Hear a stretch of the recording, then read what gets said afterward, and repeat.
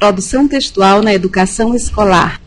Esta é a unidade 1, em que iremos estudar os conteúdos, elementos da comunicação, qualidades de um bom texto, que são coerência textual, coesão textual, clareza e objetividade, precisão e concisão e criatividade. Iremos iniciar com a citação do teórico Medeiros, que diz: a precisão de uma comunicação não se refere tanto ao uso de vocabulário rico, mas ao emprego de termos necessários à comunicação daquilo que se quer transmitir. Medeiros, 1986, página 45. Refletindo sobre o trecho do texto de Medeiros, entendemos que um bom texto, um bom processo de comunicação, ocorre quando usamos as palavras adequadas ao que iremos transmitir, empregando meios e termos necessários para falarmos e sermos compreendidos. Destacamos que todo ato de comunicação envolve sempre 6 elementos essenciais. Então, a partir da tira, vejamos quais são eles. Cuidado, Cascão! Você não sabe que precisa olhar se vem carro antes de atravessar a rua?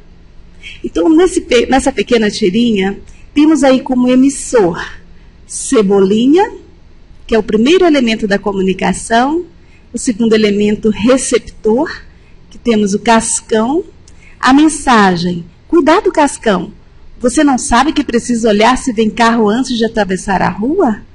O canal, que foi oralmente referente ao contexto, que trata das leis de trânsito, em relação à atenção que o amigo Cascão deveria ter. E o código, que é a nossa língua portuguesa. Então, resumindo, os elementos da comunicação são: emissor, aquele que transmite a mensagem, que é o remetente; o receptor, aquele que receberá a mensagem, destinatário; a mensagem é aquilo que queremos informar ou transmitir; o canal, o meio pelo qual a mensagem será veiculada, que pode ser através de carta, ofício, rádio; referente ao contexto, que diz respeito ao assunto que envolve a mensagem; o código, linguagem utilizada, que pode ser escrita ou através de gestos. Ressaltamos que não é necessário decorar esses conceitos, mas compreendê-los, pois dependendo desse entendimento é que iremos estabelecer uma boa comunicação daquilo que queremos transmitir, empregando os meios e os termos adequados. Leiamos outro exemplo com outro gênero textual, que é a carta particular, que diz: Brasília, 22 de janeiro de 2013. Querida mamãe, espero que todos de casa estejam bem. Aqui está tudo sob controle. Estamos ansiosos, contando os dias para o dia da viagem a Teresina, que será no próximo mês. A data ainda será marcada. Logo que souber, avisarei, a fim de que prepare aquela galinha caipira que só a senhora sabe fazer.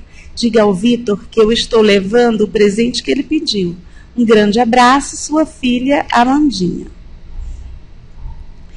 Então, vamos identificar os elementos da comunicação? Quem é o emissor? Então, o emissor, Amandinha. Quem é o receptor? A mãe da Amandinha. Qual a mensagem? Todo o texto que fala da viagem a Teresina. E o canal para a comunicação? Através da carta, não é mesmo? Qual o código utilizado para transmitir a mensagem? A língua portuguesa. E o referente ou contexto? Diz respeito à viagem a Teresina. Agora, faremos o estudo da produção textual na redação escolar, destacando que existem várias formas de redigir correspondências.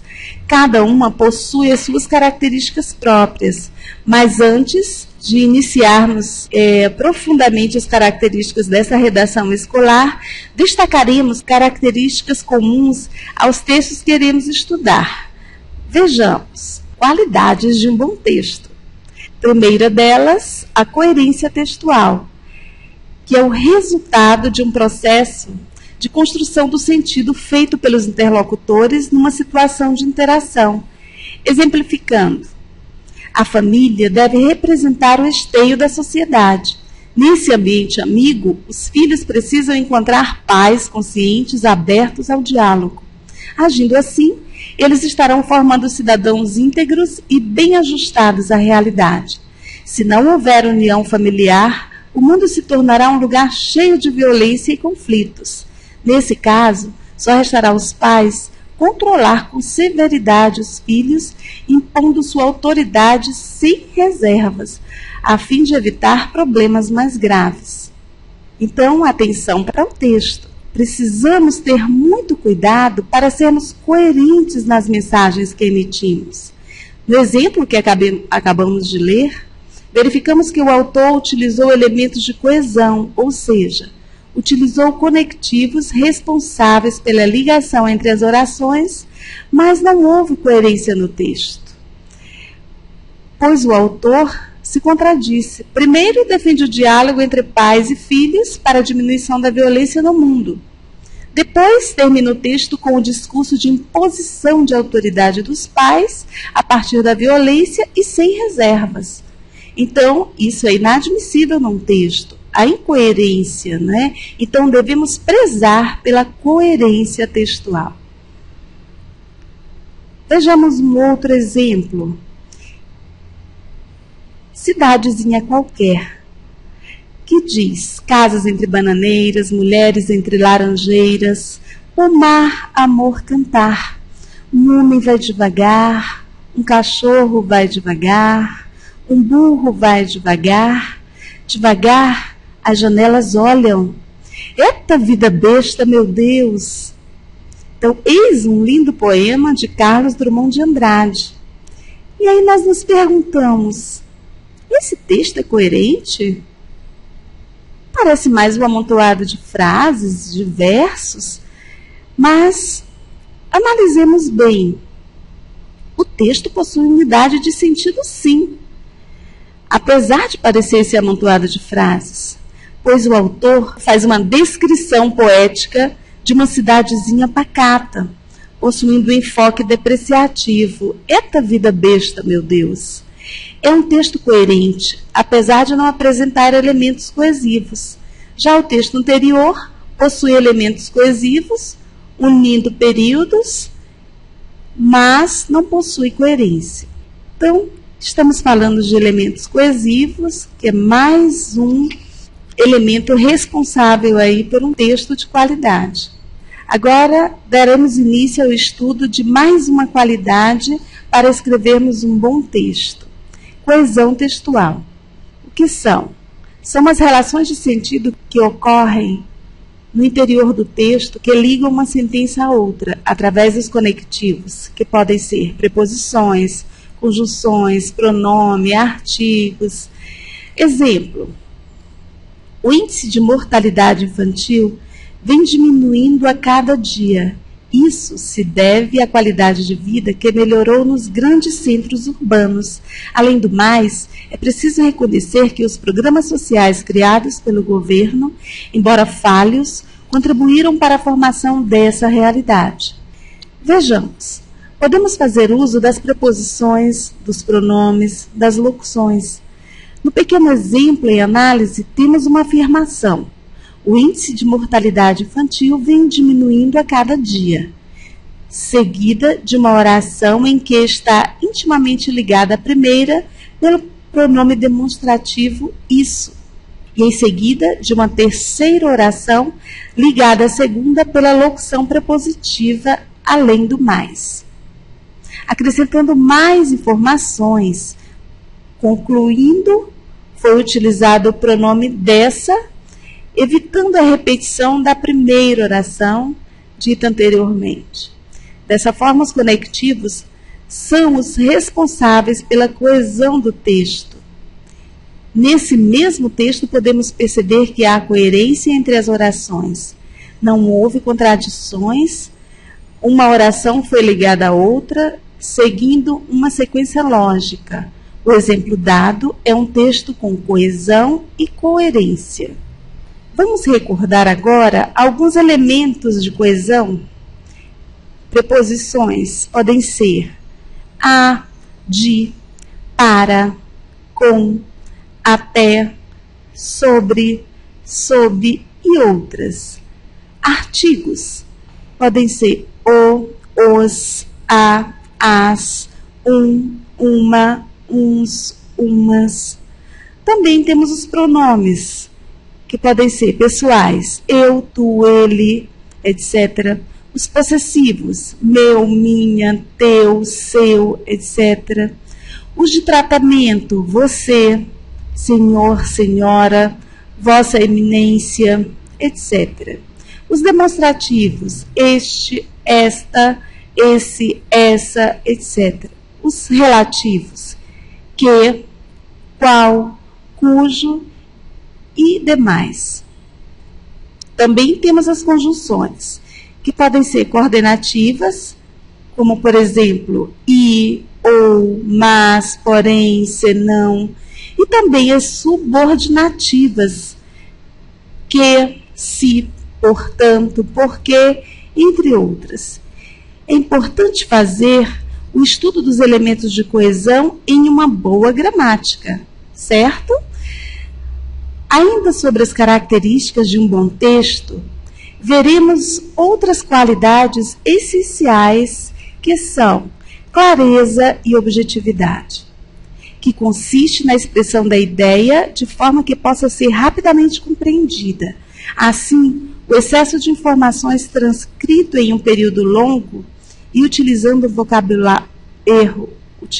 um vocabulário complexo compromete a objetividade do texto. A clareza na mensagem que transmitimos é um elemento indispensável na elaboração da mensagem. Um texto deve ter clareza, naturalidade e propiciar uma boa leitura sem dar margens a outras interpretações.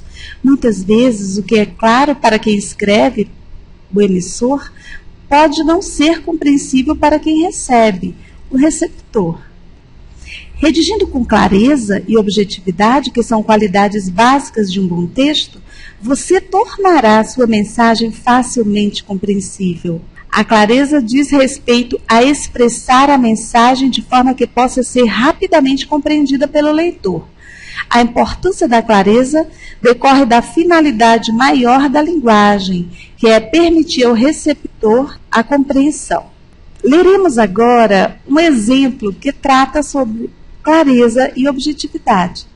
Sabemos que a leitura segue um trajeto que começa pela codificação pictográfica, que é a leitura de imagens reais ou inventadas, impressas, televisionadas, filmadas, computadorizadas ou aparentes, como os fenômenos da natureza.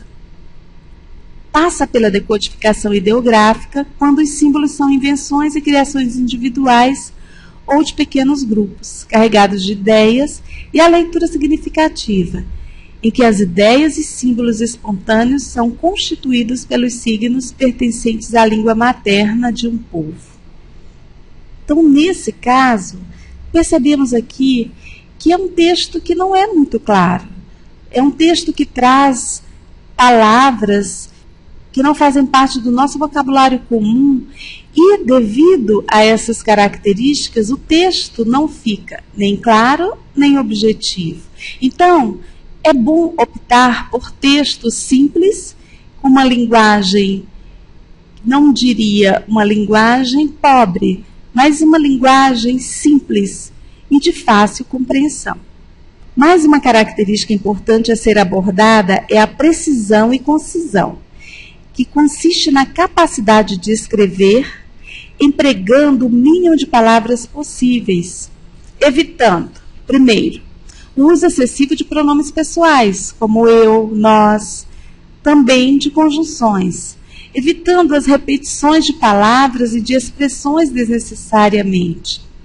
As redundâncias e os pleonasmos também devem ser evitados. Enormemente grande, por exemplo.